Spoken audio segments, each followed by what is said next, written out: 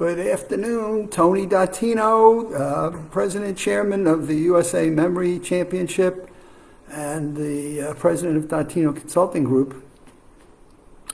Finishing a 4-part series I did on an article that I just think is fantastic that came out of the May 22nd issue of New Scientist, Mind-Altering Moves. Mind-Altering Moves. And the author of this is a woman by the name of Caroline. Let me be proper here. I'm going to screw this up. Caroline Williams. And I just think she's done an article on body over mind and what the impacts are as we do movements. So I've done 3 parts of this. I mean, this has been so fantastic, and I wanted to finish up. So let me finish up, do part 4, and then come back to you. But if you're one of these people that always want to understand why do things work the way they do rather than just do them. We know exercise is important to us. We know yoga and Tai Chi are things that help us in meditation. But what Caroline Williams does is really get into some of the details underneath as to why these things work. So let's talk about the 5th and 6th point that she makes here. And it talks about straightening up, so having straight posture. And so what we know is that having straight posture just seems to keep people in a less stressful mode and a more positive way. And she now goes through some of the research coming out of Pittsburgh University in Pennsylvania, obviously, Pittsburgh, Pennsylvania. So there's some intriguing new research that she documents here and explains the tracing of neural pathways. Neural pathways meaning the neurons in our brain and the pathways that they're firing. And it talks about why having a straight posture is so important to our mental health as well as our physical health and the inflammation that we have and don't have in our bodies. So here we go. While tracing neural pathways that connect the brain and the adrenal glands. Now, adrenal glands are where we get our what? Our spike of hormones that give us fight or flight. Fight or flight. And they're located at the top of the kidneys, and they're responsible for the adrenaline rush, which can give us acute stress, right? Because we get the spike and we get tense and tight, and there's the stress that we feel. And what the Pittsburgh team has found, Pittsburgh University found, that the inner part of these glands, the medulla, is linked to regions of the brain's motor cortex, meaning in our brain, we have a part of the brain that controls our motor movements. Well, what this has discovered is that this motor cortex controls our voluntary movements and the muscles of the core that stabilize the torso and our posture. So in reverse, the cortex is connected to our torso and upper body, and we maintain straight health. That's signaling back through the system to our brain to be more positive, to be more alert, to be more aware, as opposed to what they're finding if we just slouch over. And boy, I have a neck disc problem, and that sometimes is difficult for me, not because I'm not optimistic or I'm not positive, but because I have a neck problem, and so a disc there, so I struggle with this. But what they come back and say, well, it's too soon to be positive about all this.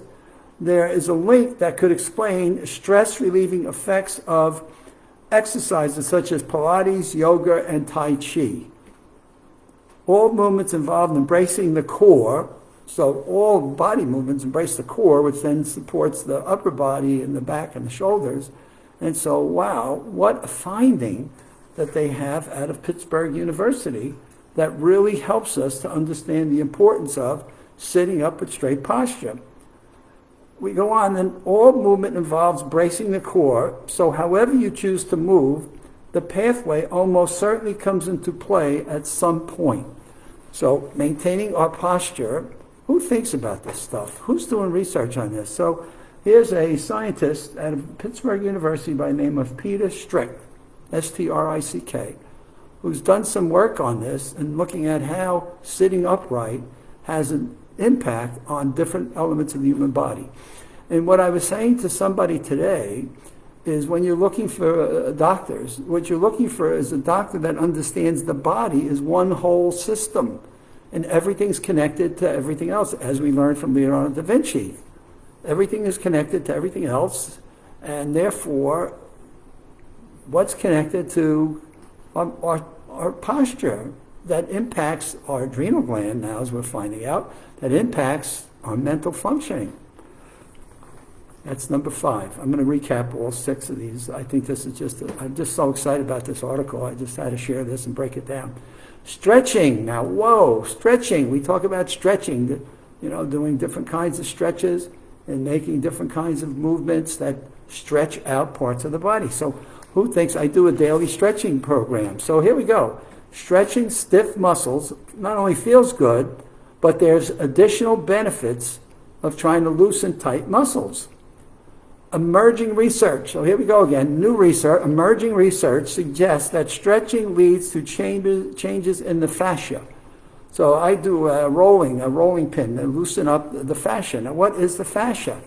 The fascia are the sheets of tissue that wrap our muscles. They're kind of like the wrapping around our muscles and allow them to slide over each other when we move. So as our muscles are moving back and forth, as we're in different body movements, the fascia are the tissues that allow that to slide, like I guess we could call it like ice or ski slope.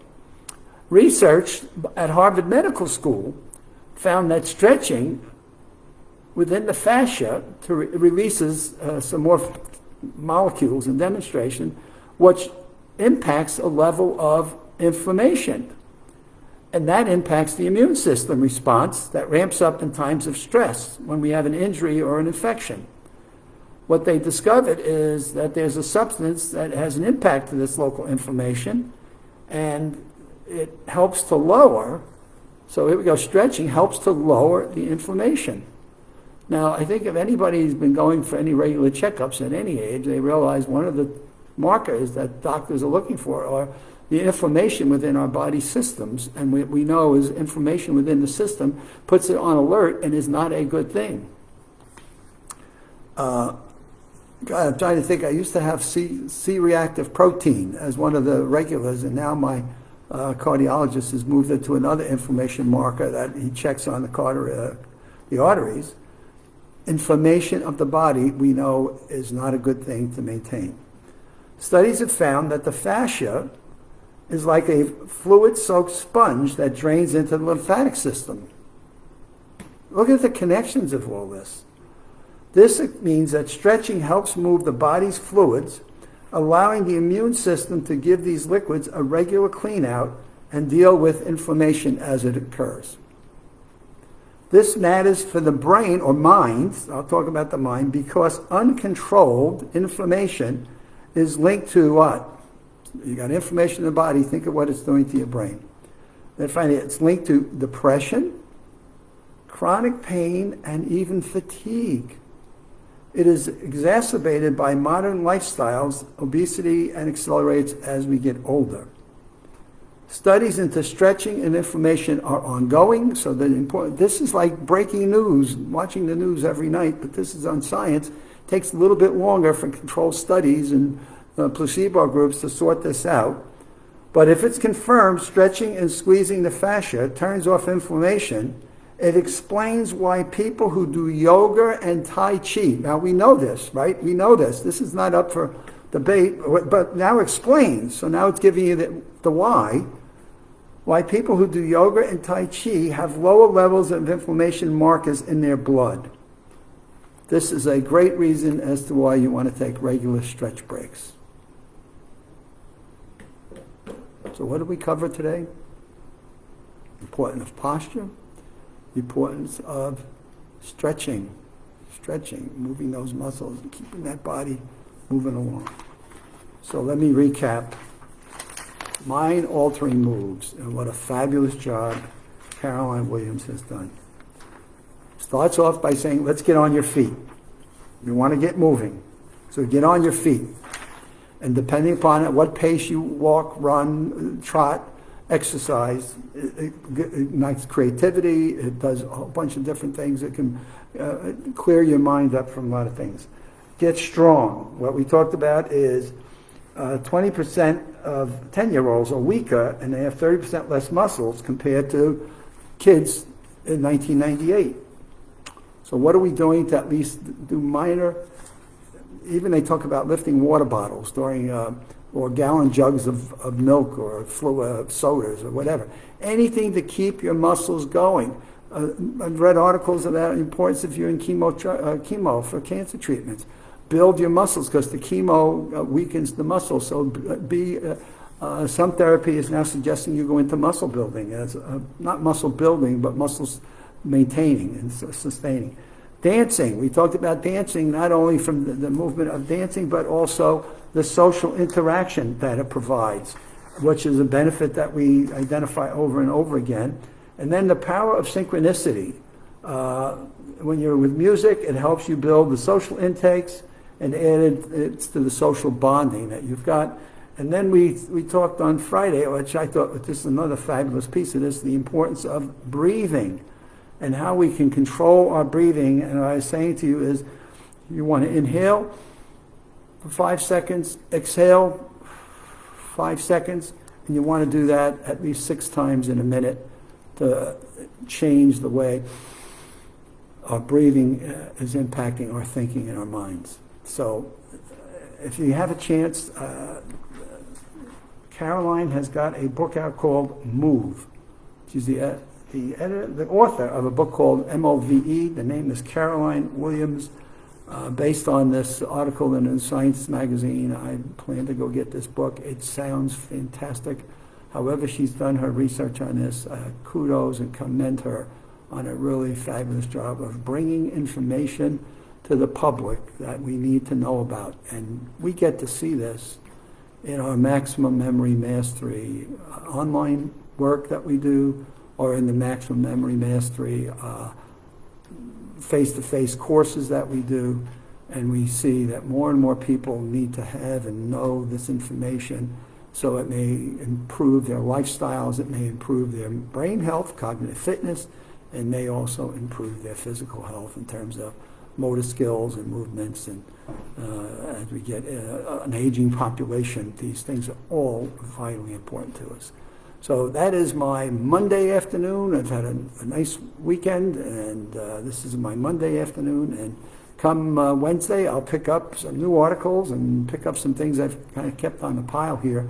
But this particular article has got me so enthusiastic and excited as much as any. And I think it really pulls together the elements that we talk about in the Maximum Memory Mastery and the things that we need to do, from exercise to stress reduction to nutrition to sleep patterns to social interactions. It just all fits, and the science just continues to say that we're on the right track as we define the elements of what makes us cognitively fit and physically well as we get older. Forget getting older, as we outlive any age. Have a good evening. We'll see you Wednesday.